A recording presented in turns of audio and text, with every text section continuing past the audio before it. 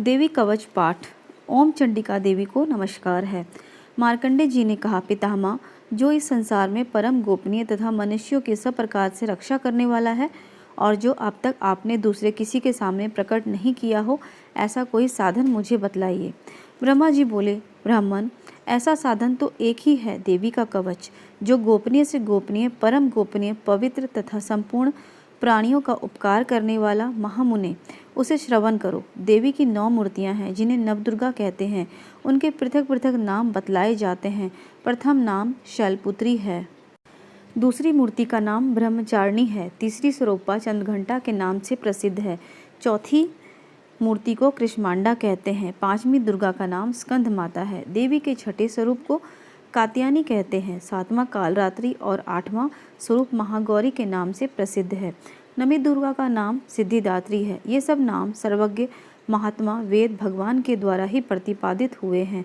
जो मनुष्य अग्नि में जल रहा हो, रणभूमि में शत्रुओं से घिर गया हो, विषम संकटों में फंस गया हो तथा इस प्रकार भय से आतुर होकर जो भगवती दुर्गा की शरण में प्राप्त हो, उसे कभी भी कोई अमंगल नहीं होता। युद्ध के समय संकट में पड़ने पर भी उस पर कोई विपत्ति नहीं दिखाई देती।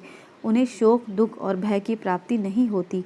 जिन्होंने भक्तिपूर्वक देवी का स्मरण किया है, उनका निश्चय ही अभ्युदय होता है। देवेश्वरी, तुम जो तुम्हारा चिंतन करते हैं, उनकी तुम निस्संदेह ही रक्षा करती हो। चामुंडा देवी प्रेत पर आरूढ़ होती है, वाराही भैंसों पर सवारी करती है, ऐन्द्री का वाहन ऐरावत हाथी है, वैष्णवी देवी गरुड़ पर आसन जमाती है, महेश्वरी वृषभ पर आरूढ़ होती है, कुमारी का वाहन मयूर है, भगवान विष्णु की प्रियतमा लक्ष्मी देवी कमल के आसन पर विराजमान है और हाथों में कमल धारण किए हुए हैं।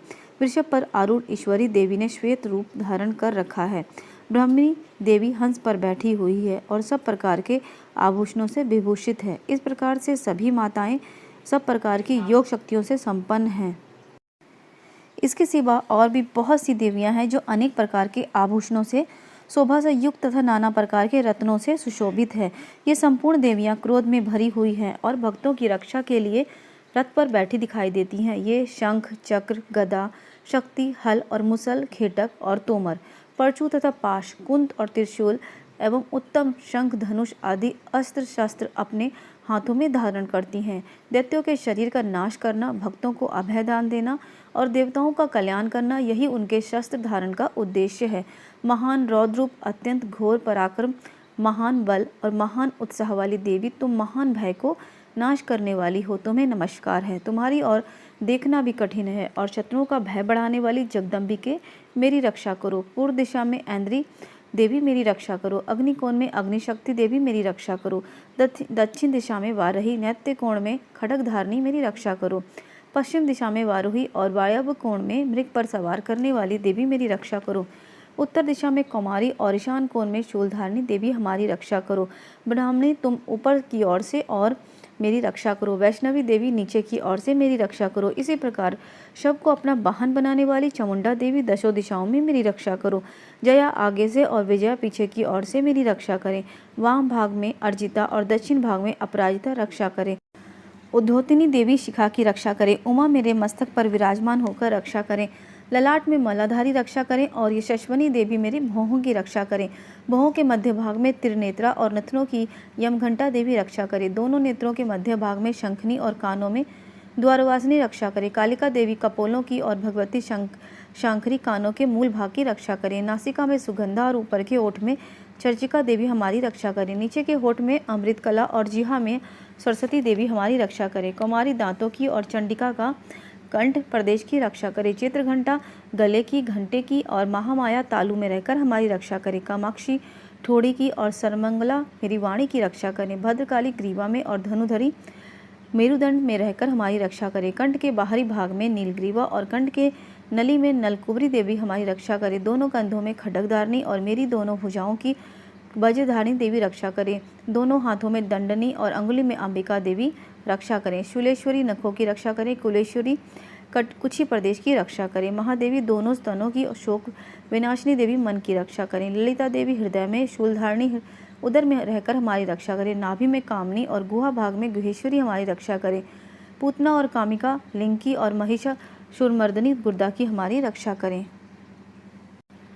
भगवती कटिभाग में हमारी और बिंदवासिनी घुटनों की रक्षा करें। संपूर्ण कामनाओं को देने वाली महावला देवी दोनों पिंडलियों की रक्षा करें। नरसिंह देवी घुटियों की और तेजस्वी देवी दोनों चरणों के पृष्ठभाग की रक्षा करें। श्रीदेवी पैरों की अंगुलियों में और तलवासिनी पैरों के तलुओं में रहकर हमारी रक्षा करें। अपनी दाढ़ों के कारण भयंकर दिखाई देने वाली दस्त्रा कराली देवी नखों की और उर्धकेशवनी देवी केशों की रक्षा करें। रोमावलियों के छिद्रों में कोवरी तथा त्वचा की बागेश्वरी देवी रक्षा करें। पार्वती देवी रक्त, मज्जा, वसा, मांस, हड्डी और मेद की रक्षा करें। आंतों की कालरात्रि और पित्त की मुक्तेश्वरी देवी रक्षा करें। मूलाधार आदि कमल केशों में पद्यावती देवी और कफ में चूड़ामणि देवी स्थित होकर हमारी रक्षा करें। नख के तेज की ज्वालामुखी रक्षा करें, जिसका किसी भी अस्त्र से भेदन नहीं हो सकता, वह अभिज्ञा देवी शरीर की समस्त संधियों में रहकर हमारी रक्षा करें। ब्राह्मणी, आप मेरे वीर्य की रक्षा करें। छतेश्वरी छाया की तथा धर्मधारिणी देवी मेरे अहंकार, मन और बुद्धि की रक्षा करें। हाथों में वज्र धारण करने वाली वज्रहस्ता देवी मेरे प्राण, अपान, व्यान, उद्दान और समान वायु की रक्षा करें। कल्याण से शोभित होने वाली भगवती कल्याण शोभना मेरे प्राण की रक्षा करें। रस, रूप, गंध, शब्द और स्पर्श, इन विषयों का अनुभव करते समय योगिनी देवी रक्षा करें तथा सत्वगुण, रजोगुण, तमोगुण तथा सदाचारी नारायणी देवी रक्षा करें। वाराही आयु की रक्षा करें। वैष्णवी धर्म की रक्षा करें और चक्रिणी देवी यश, कीर्ति, लक्ष्मी, धन तथा विद्या की रक्षा करें। इंद्राणी, आप मेरे गोत्र की रक्षा करें। चंडिके, तुम मेरे पशुओं की रक्षा करें। महालक्ष्मी, पुत्रों की रक्षा करें और भैरवी, पत्नी की रक्षा करें। मेरे पथ की सुपथ तथा मार्ग की क्षेमकारी रक्षा करें। राजा के दरबार में महालक्ष्मी रक्षा करें और सब ओर से व्याप्त रहने वाली विजय देवी संपूर्ण भयों से हमारी रक्षा करें।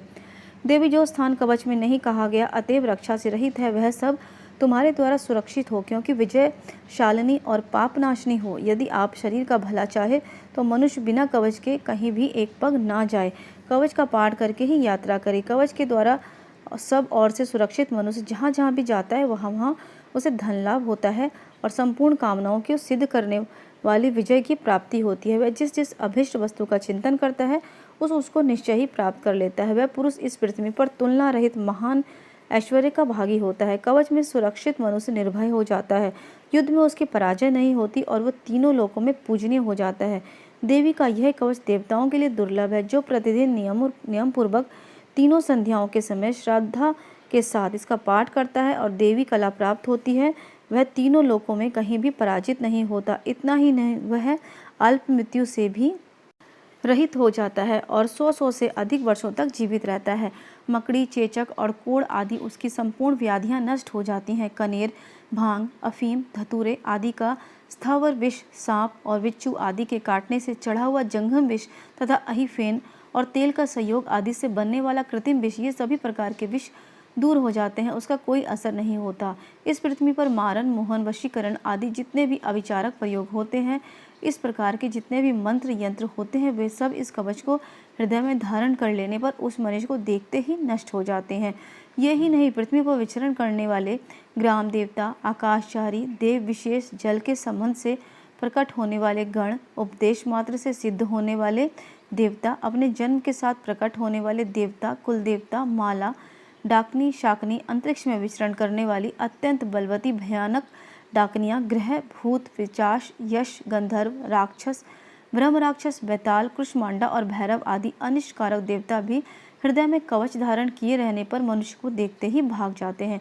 कवचकारी पुरुष को राजा से सम्मान में वृद्धि होती है। यह कवच मनुष्यों के तेज की वृद्धि करने वाला और उत्तम है। कवच का पाठ करने वाला पुरुष अपनी कीर्ति से विभूषित भूतल पर अपने श्रेयस के साथ वृद्धि को प्राप्त करता है। जो पहले कवच का पाठ करके उसके बाद सप्तशती चंडी का पाठ करता है, उसकी जब तक वन, पर्वत और काननों सहित ये पृथ्वी टिकी है, तब तक यहाँ पुत्र, पौत्र आदि संतान परंपरा बनी रहती है। फिर देह का अंत होने पर भी वह पुरुष भगवती महामाया के प्रसाद उस नित्य परम पद को प्राप्त होता है, जो देवताओं के लिए भी दुर्लभ है।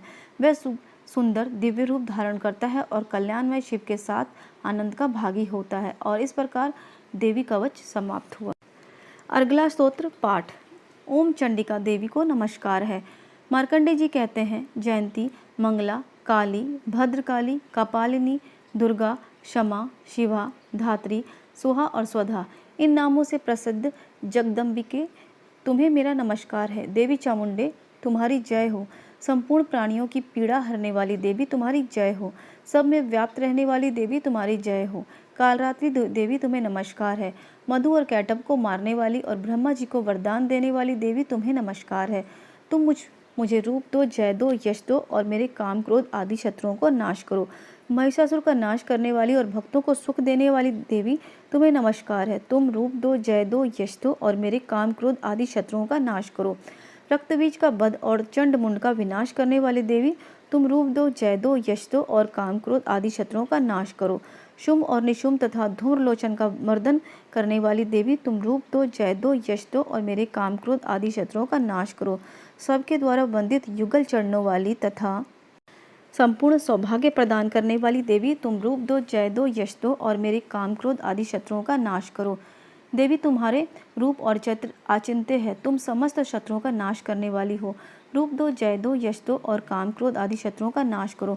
पापों को दूर करने वाली चंडिके जो भक्तिपूर्वक तुम्हारे चरणों में सर्वदा मस्तक झुकाते हैं, उन्हें रूप दो, जय दो, यश दो और मेरे काम क्रोध आदि शत्रुओं का नाश करो। रोगों का नाश करने वाली चंडिके तुम भक्तिपूर्वक तुम्हारी स्तुति करते हैं, उन्हें रूप दो, जय दो, यश दो और उनके काम क्रोध आदि शत्रुओं का नाश करो। चंडिके इस संसार में जो भक्तिपूर्वक तुम्हारी पूजा करते हैं, उन्हें रूप दो, जय दो, यश दो और उनके काम क्रोध आदि शत्रुओं का नाश करो।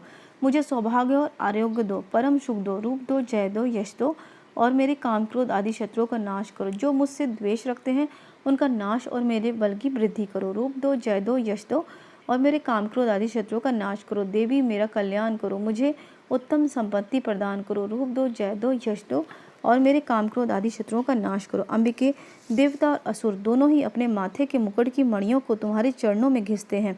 तुम रूप दो, जय दो, यश दो और काम क्रोध आदि शत्रुओं का नाश करो। तुम अपने भक्त जनों को विद्वान, यशस्वीवान और लक्ष्मीवान बनाओ। रूप दो, यश दो, जय दो और काम क्रोध आदि शत्रुओं का नाश करो। प्रचंड दैत्यों के तर्पण दलन करने वाली चंडिके मुझे शरणागत को रूप दो, जय दो, यश दो और मेरे काम क्रोध आदि शत्रुओं का नाश करो। चतुर्भुज ब्रह्मा जी के द्वारा प्रशंसित चार भुजाधारिणी परमेश्वरी तुम रूप दो, जय दो, यश दो और मेरे काम क्रोध आदि शत्रुओं का नाश करो। देवी अंबिके, भगवान विष्णु नित्य निरंतर भक्तिपूर्वक तुम्हारी स्तुति करते हैं। तुम रूप दो, जय दो, यश दो और हमारे काम क्रोध आदि शत्रुओं का नाश करो। हिमालय कन्या पार्वती के पति महादेव जी के द्वारा प्रशंसित होने वाली परमेश्वरी तुम रूप दो, जय दो, यश दो और काम क्रोध आदि शत्रुओं का नाश करो। सचिपति इंद्र के द्वारा सद्भाव से पूजित होने वाली परमेश्वरी तुम रूप दो, जय दो, यश दो और काम क्रोध आदि शत्रुओं का नाश करो। प्रचंड भुजा दंडों वाले दैत्यों का घमंड दूर करने वाली देवी तुम रूप दो, जय दो, यश दो और मेरे काम क्रोध आदि शत्रुओं का नाश करो। देवी अंबिके, तुम अपने भक्तजनों को सदा असीम आनंद प्रदान करती हो। मुझे रूप दो, जय दो, यश दो और मेरे काम क्रोध आदि शत्रुओं का नाश करो। मन की इच्छा के अनुसार चलने वाली मनोहर पत्नी प्रदान करो, जो दुर्गम संसार सागर से तारने वाली और उत्तम कुल में उत्पन्न हुई हो। जो मनुष्य इस स्तोत्र का पाठ करके सप्तशती रूपी स्तोत्र का पाठ करता है, वह सप्तशती की जप संख्या से मिलने वाले श्रेष्ठ फल को प्राप्त होता है। साथ ही वह प्रचुर संपत्ति भी प्राप्त कर लेता है। और इस प्रकार अगला स्तोत्र समाप्त हुआ। श्री दुर्गा सप्तशती कीलक पाठ। ओम चंडिका देवी को नमस्कार है। मार्कंडेय जी कहते हैं, विशुद्ध ज्ञान ही जिनका शरीर है, तीनों वेद ही जिनके तीन दिव्य नेत्र हैं, जो कल्याण प्राप्ति के हेतु हैं तथा अपने मस्तक पर अर्धचंद्र मुकुट धारण करते हैं, उन भगवान शिव शंकर को नमस्कार है। मंत्रों का जो भी अभिकीलक है, अर्थात मंत्रों की सिद्धि में विघ्न उपस्थित करने वाला शाप रूपी कीलक का जो निवारण करने वाला है, उस सप्तशती स्तोत्र को संपूर्ण रूप से जानना चाहिए। यद्यपि सप्तशती के अतिरिक्त अन्य मंत्रों के जप में जो निरंतर लगा रहता है, वह भी कल्याण का भागी होता है। उसके भी उच्चाटन आदि कर्म सिद्ध होते हैं तथा उसे भी समस्त दुर्लभ वस्तुओं की प्राप्ति हो जाती है। तथापि जो अन्य मंत्रों का जप ना करके केवल इस सप्तशती नाम स्तोत्र से ही देवी की स्तुति करते हैं, उन्हें स्तुति मात्र से ही सच्चिदानंद स्वरूपिणी देवी सिद्ध हो जाती है। उन्हें अपने कार्य की सिद्धि के लिए मंत्र, औषधि तथा अन्य किसी साधन के उपयोग की आवश्यकता नहीं रहती। बिना जप के ही उसके उच्चाटन आदि समस्त अभिचारक कर्म सिद्ध हो जाते हैं। इतना ही नहीं, उसकी संपूर्ण अभिष्ट वस्तुएं भी सिद्ध हो जाती हैं। लोगों के मन में यह शंका रहती है कि जब केवल सप्तशती की उपासना से अथवा सप्तशती को छोड़कर अन्य मंत्रों की उपासना से ही समान रूप से कार्य सिद्ध हो जाते हैं, तब इसमें श्रेष्ठ कौन सा साधन है। लोगों की इस शंका को सामने रखकर भगवान शंकर ने अपने पास आए हुए जिज्ञासुओं को समझाया कि यह सप्तशती नामक संपूर्ण स्तोत्र ही सर्वश्रेष्ठ एवं कल्याणमय है तदंतर भगवती चंडिका के सप्तशती नामक स्तोत्र को महादेव जी ने गुप्त कर दिया। सप्तशती के पाठ से जो भी पुण्य फल प्राप्त होता है उसकी कभी भी समाप्ति नहीं होती, किंतु अन्य मंत्रों के जप जन्य से जो पुण्य की समाप्ति हो जाती है। अतः भगवान शिव ने अन्य मंत्रों की अपेक्षा जो सप्तशती की श्रेष्ठता का निर्णय किया है उसे यथार्थ ही जानना चाहिए। अन्य मंत्रों का जप करने वाला पुरुष यदि सप्तशती के स्तोत्र और जप का अनुष्ठान कर ले तो वह भी पूर्ण रूप से कल्याण का भागी होता है, इसमें तनिक भी संदेह नहीं है।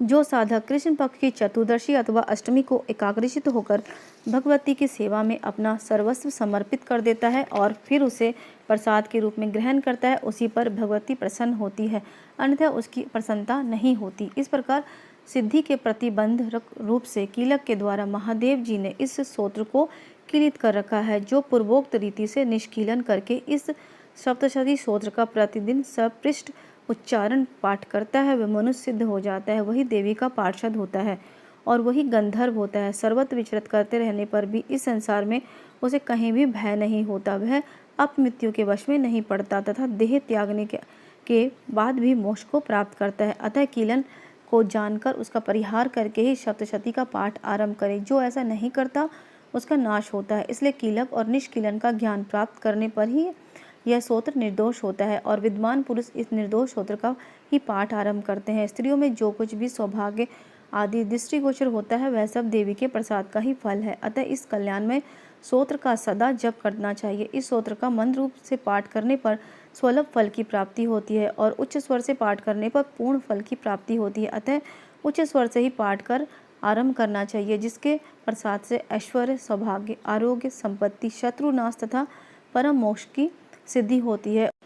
उन कल्याणकारी जगदम्बा की स्तुति मनुष्य क्यों नहीं करते। और इस प्रकार श्री दुर्गा सप्तशती कीलक पाठ समाप्त हुआ।